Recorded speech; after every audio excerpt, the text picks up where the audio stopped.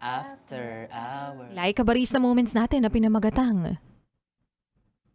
Sayang ka.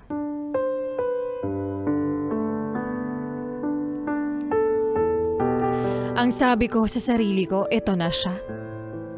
Siya lang talaga. Magbabago ako para sa kanya. Ikaw lang ang tumagal na umabot nga ng 3 taon pero sa 3 taon na yon, ramdam ko parang wala na. Yung umaapaw na pagmamahal, bakit nga ba nangyari to? Sa ilang beses na pagpapatawad mo, alam ko namang sobrang naging mahirap yun para sa'yo. Ewan ko ba? Ikaw naman yung pangarap ko dahil nasa iyo na yung pagiging mabait, mapagmahal, at faithful na partner. Kaso, bakit feeling ko hindi tayo? Lalo na sa tuwing tinatanong ako ng mga kaibigan ko kung nakikita ko na ba yung sarili kong ikakasal sa'yo. Pero dapat di ba ang sagot ko ay oo? Pero ang sabi ko, hindi ko alam kung siya. Hindi mo deserve na maloko.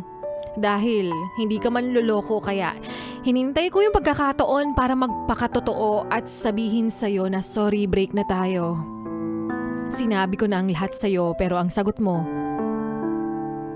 baka kailangan mo lang ng space, babalik din yan.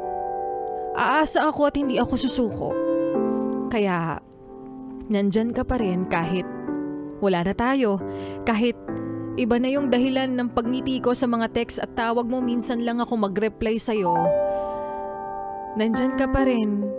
Kahit hindi ko sinasagot yung mga tawag at video call mo, nagpaparamdam pa rin ako hindi para magpakita ng motibo, kundi para iparamdam lang ang unti-unti kong pag-iwas sa'yo.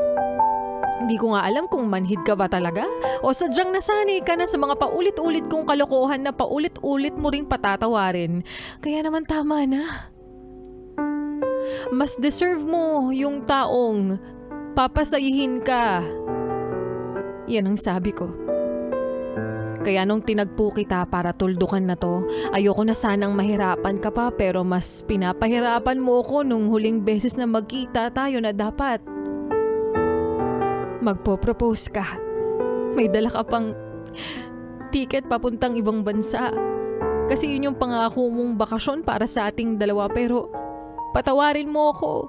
Naging sobrang pasakit ako sa buhay mo. Wala akong masabi sa'yo. Sana nga pwede ko na lang ibalik yung dating pagmamahal ko. Sana nga pwede ko na lang turuan yung puso ko kung sino ba yung dapat mahalin nito. Aminado ako na sinayang ko ang isang tulad mo pero ayokong lukoohin yung sarili ko kaya pasensya na. Pasensya na sa lahat ng sakit na dinulot ko. Naiintindihan ko ang lahat ng hinanakit mo. Pero sana balang araw, mapatawad mo rin ako.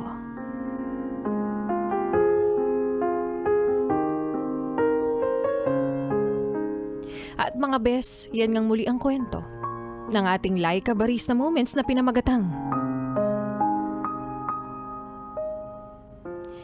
Sayang Ka. Lahat